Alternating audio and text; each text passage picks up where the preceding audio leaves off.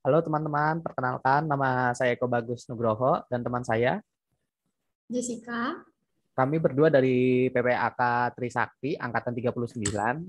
Di sini kami akan mencoba melakukan penjabaran terkait analisis saham yang mau IPO yaitu Mitratel, salah satu perusahaan anak perusahaan dari PT Telkom.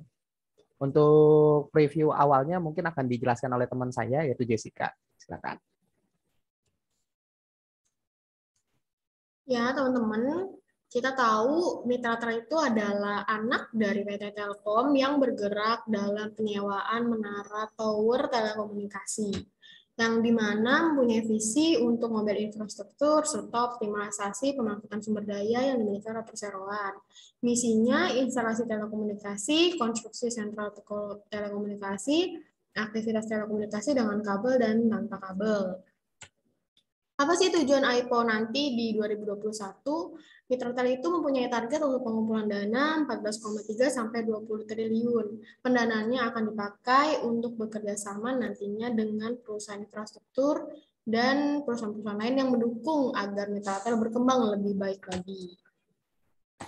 Dan yang kedua, Mitratel juga mau menjadi perusahaan telekomunikasi terbesar di Indonesia dengan memiliki menara tower terbanyak 34.000 lebih jika nanti tujuan IPO-nya terlaksana di November 2021. Mereka juga mau merger dan akuisisi PT telekomunikasi lainnya agar mereka dapat bekerja sama dengan lebih baik lagi. Yang keempat adalah melunasi hutang-hutang pemegang saham atau akan dikonversi menjadi modal. Selanjutnya,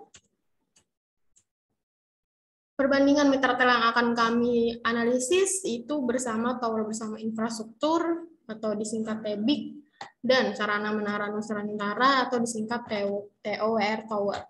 Di sini kita dapat lihat TEBIK udah mempunyai angka ya karena dia udah IPO dan Tower juga udah mempunyai angka karena dia udah melakukan IPO. Gimana dengan Mitratel? Karena dia belum melakukan IPO, kita nggak tahu nih gimana ke depannya. Semoga menjadi lebih baik. Disclaimer, oh ya teman-teman ingat ya, kita ini cuman menganalisis, kita nggak bertujuan untuk mengajak atau menjual saham Mitratel ke teman-teman, itu balik lagi ke diri teman-teman sendiri. Perbandingan yang akan saya jelaskan selanjutnya, ternyata MTEL itu berdiri udah lama loh, 1995, lebih tua daripada TEBIK dan Tower. TEBIK itu 2003 dan Tower 2008. Tapi IPO Mitratel itu baru mau dilaksanakan 2021. TEBIK sama Tower udah dari 2020 yang lalu. Market cap-nya MTEL 66,3 T, TEBIK 66,61 T, Tower 59,18, dan kepemilikan dari MTEL 29,85%, TEBIK 39%, dan Tower 44%. Jumlah Tower 34.025 milik MTEL ini dia mempunyai target nantinya setelah IPO menjadi 34.000 ini. TEBIK 32.501 dan Tower 21.271 Tower.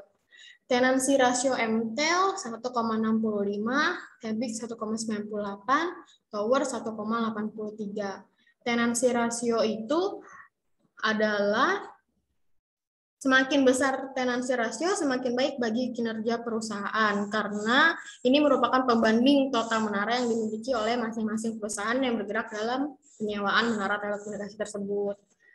Segmen menaranya TEBIK 99,15% dan Tower 90,84%. Segmennya repeater TEBIK 0,68, segmen gunung 0,17%, jasa lainnya Tower 9,16%. Untuk MTEL, kenapa angkanya belum ada? Karena saya belum menemukan. Tapi saya yakin MTEL juga bergerak di bidang penyewaan menara tentunya. Selanjutnya ada revenue. Nah, revenue yang kita lihat ini yang dipimpin oleh TEBIK sebesar 11,23%, 4 tahun terakhir, dan peningkatan growth-nya TEBIK itu 11,54. Cukup lumayan tinggi dan memimpin di antara yang lain ya, teman-teman. Untuk net profit, kita lihat kenapa di resume tadi MTEL-nya turun. Kok di net profit ini MTEL bisa naik? Nah, di 2017 sampai 2020 memang tarif sewa menara itu mengalami penurunan, sehingga mungkin MTEL itu mempengaruhi dampak MTEL dalam penyewaan menara telekomunikasi ini, sehingga revenue dia turun. Tapi di net profit ini MTEL memimpin dengan angka 27,57% untuk 4 tahun terakhir, dan growth-nya itu 55,0,4%. Itu mengalahkan yang lain.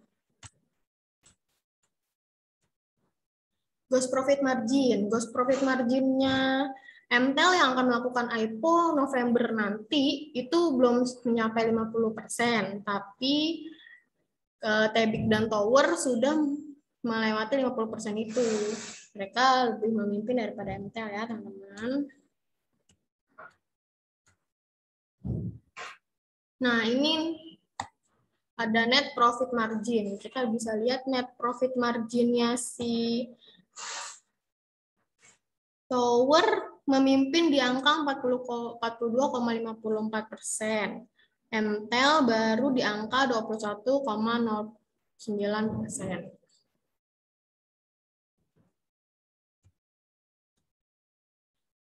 Aset. Asetnya MTEL ini di sini memimpin di 4 tahun terakhir di angka 35,20%. Di growth peningkatannya MTEL juga cukup memimpin di antara yang lain di angka 27,57%. Tentunya aset nggak mungkin berdiri sendiri, dia ada likuiditas atau ekuitas. Liabilitas. Liabilitas kita lihat ada Tebik yang 8,65% di 4 tahun terakhir. Terus ada Tower di growth profit meningkatannya di minus 0,07%, di mana Tower itu angkanya bagus ya, jadi dia utangnya tuh berkurang atau lebih kecil dibanding yang lain. Selanjutnya akan dijelaskan oleh rekan saya. Ya, saya akan masuk ke bagian ekuitas. Tadi sudah dijelaskan untuk liabilitasnya sendiri. Untuk PT MTEL bisa dibilang masih cukup rendah. Sedangkan ekuitasnya sendiri bisa dibilang MTEL ini yang memimpin di tahun 2021 ini, yang merupakan peningkatan pesat dari 2018. Dari tahun ke tahun dia bisa dari 2018 hanya punya sekitar 2 triliun, di 2001 menganalisis akan punya paling sedikit setidaknya 13 triliun. Lanjutnya. Kita lihat return of equity yang dimiliki. Bisa dilihat pada saat ini memang PT untuk Mitratel sendiri masih di bawah dibanding Tebik dan Tower, tapi tidak menutup kemungkinan setelah iPhone nanti bisa mengikuti jejak Tebik dan Tower-nya untuk ROE-nya ini itu sendiri. Debt to equity ratio. Kita bisa lihat ya di sini untuk debt to equity ratio yang paling tinggi itu Tebik, Kak.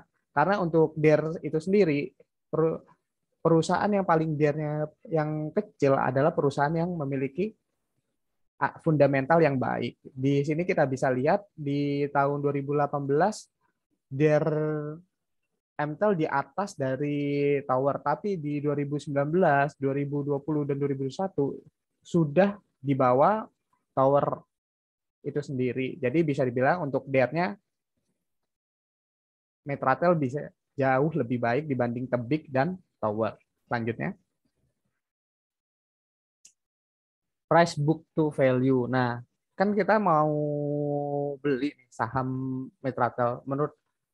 Menurut analis fundamental ini udah kemahalan atau belum sih untuk saham ini? Setelah kita lihat-lihat lagi berdasarkan price to book value-nya, ternyata saham Mitratel ini nggak terlalu mahal gitu loh. Bisa dibilang wajar untuk bersaing di di antara dua saham-saham yang dia punya. Terus pendapatan dia yang dia dapat berdasarkan earning per lembar sahamnya itu berapa sih? Oh, Mitratel bisa dibilang karena masih baru mau IPO, dia masih stabil di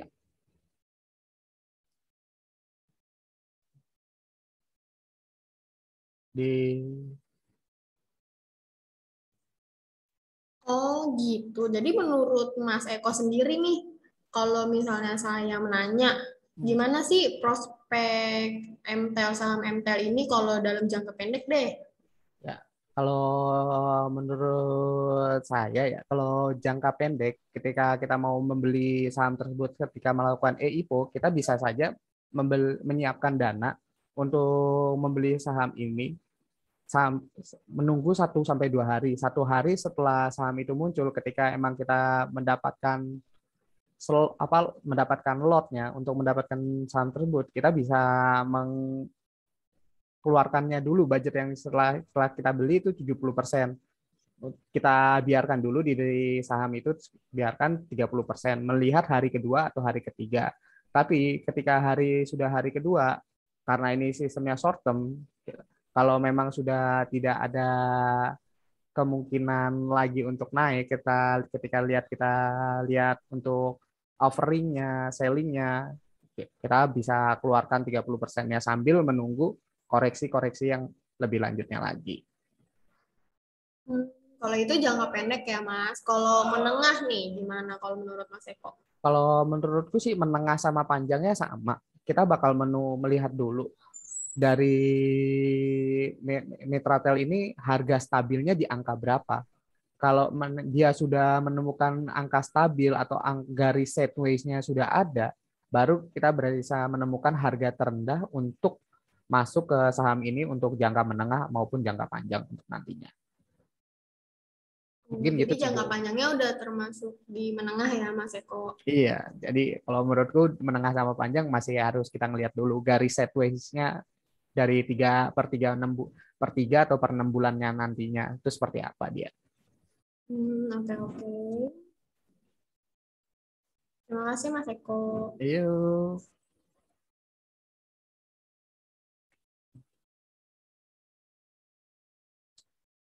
Mungkin itu aja presentasi dari kami terkait analisis saham Mitratel yang mau IPO di November 2021 ini.